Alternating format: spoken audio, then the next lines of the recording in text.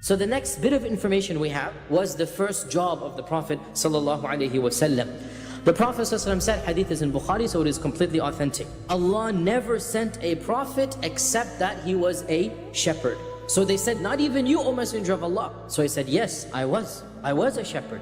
And I used to tend to the flock of the people of Mecca in return for some qararit, some pennies. What are some of the wisdoms? Why would Allah Azza wa Jal do this? If Allah had willed, our Prophet ﷺ would have been born in the lap of luxury. Sheep are very similar to men, in that they need to be taken care of or else they're gonna go astray. And every single animal has a personality. And the shepherd understands this personality, that you need to treat every animal according to that animal's personality.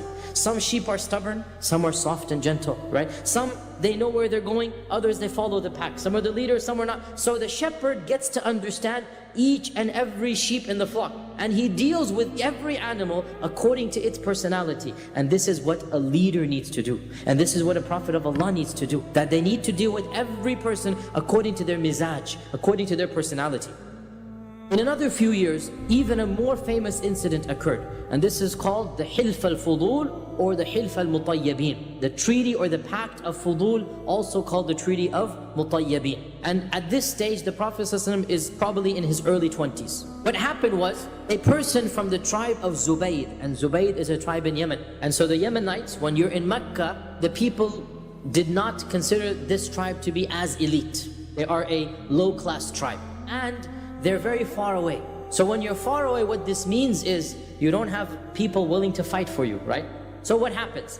This person from the tribe of Zubayd sold an item before Hajj. He's come as a merchant. He's brought his leather, he's brought his good. That's how you get your money.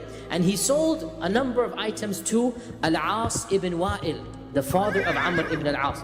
And Al-As ibn al-Wa'il, he is a chieftain, he's a politician, he's a career statesman in the Quraysh, and he's a rich businessman.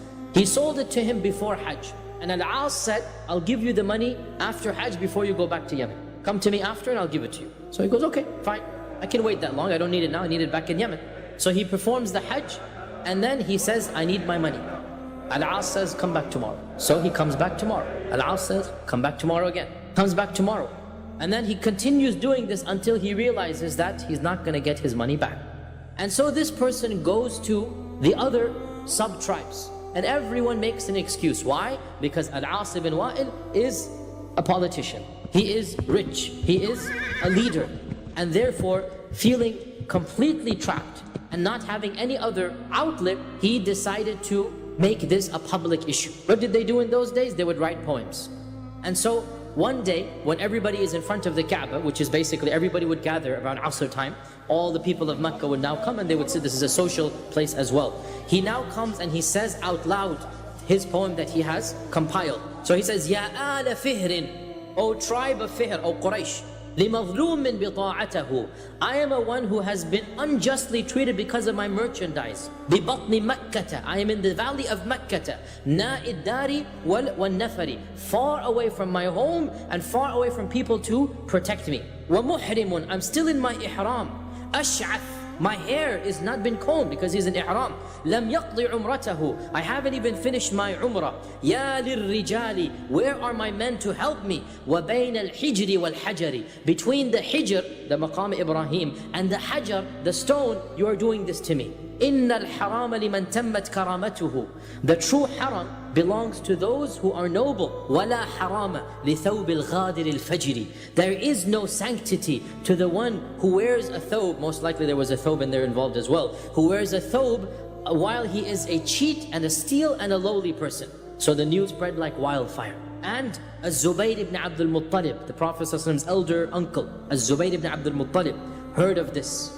And he said, we have to do something about this. This is not going to go on anymore. And he convened a gathering of all of the senior members of the Quraysh in the house of somebody whose name you should memorize. He comes up in Sirah over and over again, Abdullah ibn Jud'an. And here is where they agreed to a pact, a treaty.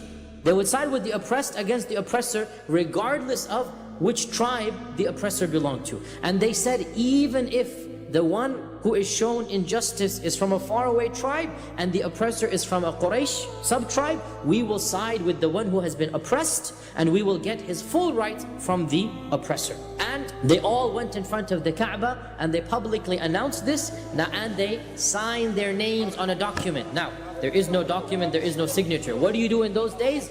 You dip your hands in perfume and you put that perfume on the Kaaba on the same place. Everybody puts it on the same place. And the Prophet ﷺ said, hadith is in Sahih Bukhari, the Prophet ﷺ said, I witnessed in the house of Abdullah ibn Jud'an a treaty that, were I asked to uphold it even in Islam, I would do so. If I were to ask to follow the treaty even now, I would do so. And I would not be willing to give up my place for a lot of red camels. Meaning, if you were to tell me, if you were to give me a lot of money and I were not present at that treaty, I would not do so. I would not be willing to do so. In that treaty, he's saying, they all agreed that the rights would be given back to the ones who deserved them and that no oppressor would have the upper hand over the one who was oppressed.